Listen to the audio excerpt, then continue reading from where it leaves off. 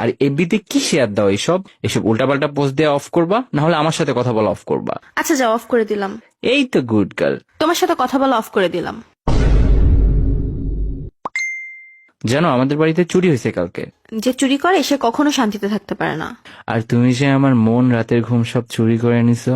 তো আমাকে দেখে কি মনে হয় যে আমি শান্তিতে আছি? আল্লাহ, আচ্ছা বাদ দাও না, আমাদের বিয়ে হবে কবে? তোমার সাথে বিয়ে হলে যে একটা প্রবলেম আছে।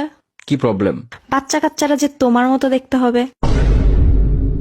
কাম অন, আমি এত খারাপ দেখতেও না, আমি কালাও না, সাদাও না, না আবার শ্যামলাও না। তো কি গু কালার?